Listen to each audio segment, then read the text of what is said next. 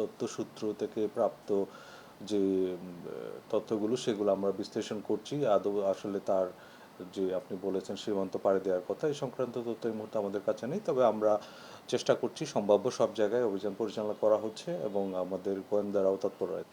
গত শুক্রবার 12ই ডিসেম্বর রাজধানীর পল্টন বক্স কালভার্ট এলাকায় আপনারা জানেন ইনকিলাব মঞ্চের মুখপাত্র জনাব ওসমান হাদির উপর ন্যাক্কারজনক একটা হামলা ঘটে। এই হামলার প্রেক্ষিতে পুলিশ দ্রুত ঘটনাস্থল পরিদর্শন করে এবং ইতিমধ্যে আমরা ঘটনাস্থলের সিসিটিভি ফুটেজ সংগ্রহ করেছি এবং সেগুলো বিশ্লেষণ করে ঘটনার সাথে জড়িতদের শনাক্ত করার কাজ আরম্ভ করেছি। ইতিপূর্বে আমরা বিভিন্ন মিডিয়ার মাধ্যমে একজনের ছবি প্রকাশ করেছি এবং তাকে গ্রেফতারের জন্য আমরা বিভিন্ন স্থানে অভিযান পরিচালনা করছি।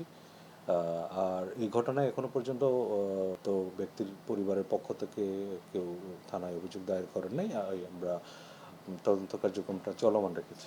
এইখানে ঘটনাস্থলের আশেপাশে সিসিটিভি ফুটেজ বিশ্লেষণ করে মোহাম্মদ আব্দুল হান্নান নামে এক ব্যক্তিকে র্যাব কর্তৃক পল্টন থানায় হস্তান্তর করা হয়েছে এবং একটা মোটরসাইকেলের নাম্বার প্লেট উল্লেখ করা হয়েছে।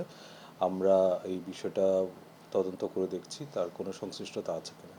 ভাইয়া, বিভিন্ন সময় হাদির উপরে হামলার একটা আগাম সতর্ক বার্তা ছিল এবং সে নিজেও বিভিন্ন সময় অভিযোগ করেছে। এই হামলাটা হয়ে গেল, 44 ঘন্টা পার হয়ে গেল, এখন পর্যন্ত যে শুটার তাকে ধরতে পারলো না। এটা কি আইন শৃঙ্খলা রক্ষাকারী বাহিনীর জন্য ব্যর্থতা না? কি মনে করছে? আর এবং কেন পুরস্কার ঘোষণা করতে হবে? আইন শৃঙ্খলা রক্ষাকারী বাহিনীর দুর্বলতা জায়গাটা কোথায়? পুরস্কার ঘোষণা করাটা এটা দ্রুত যেন তাকে যেহেতু আমরা শনাক্ত করতে পেরেছি, তার ব্যাপারে যদি কোনো তথ্য থাকে সেটা সংগ্রহ করতে মানুষকে উদ্বুদ্ধ করার জন্য। আর একটা বিষয় হচ্ছে আপনারা দেখেছেন গত কিছুদিন আগে থেকে যেসব ঘটনা ঘটেছে এরকম হ্যারাস ক্রাইম যেগুলো হয়েছে, বেশিরভাগ ক্ষেত্রে কিন্তু আমরা দ্রুত অপরাধীদের গ্রেফতার করতে সক্ষম হয়েছি। আমরা চেষ্টা করছি এবং আশা করি এই ক্ষেত্রেও আমরা সফলকাম হব। আমরাই নাম্বার ওয়ান। আমরাই নাম্বার ওয়ান। নাম্বার ওয়ান হচ্ছে মেরিল পেট্রোলিয়াম জেলি।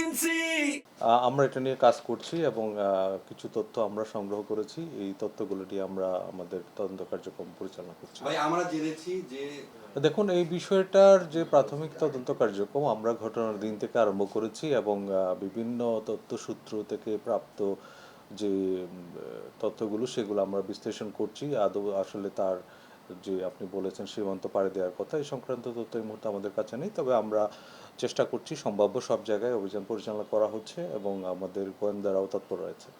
প্রধান সন্দেহভাজন যিনি, তাকে সিসিটিভি ফুটেজ বিশ্লেষণ করে শনাক্ত করা হচ্ছে এবং এর সাথে আরও কারা কারা জড়িত আছে তাদের বিষয়েও কাজ করছি আমরা। এটা আমরা খতিয়ে দেখছি কী কারণে এবং যে সময়টা বেছে নেওয়া হলো সেটা কী কারণে করা হলো। যদি আসামি যারা সাসপেক্টেড তাদেরকে অ্যারেস্ট করতে পারলে তাদেরকে কাছ থেকে প্রাপ্ত যে তথ্য সেগুলো যাচাই বাছাই করে এবং পারিপার্শ্বিক অন্যান্য বিষয়গুলো পর্যালোচনা করলে আমরা ঘটনার প্রকৃত রহস্যটা উদ্ঘাটন করতে সক্ষম হব। আপনারা জানেন আসন্ন ত্রয়োদশ সাধারণ নির্বাচনকে কেন্দ্র করে ঢাকা মেট্রোপলিটন পুলিশের পক্ষ থেকে বিস্তারিত নিরাপত্তা পরিকল্পনা গ্রহণ করা হয়েছে এবং সেই অনুযায়ী আমরা কাজ করছি।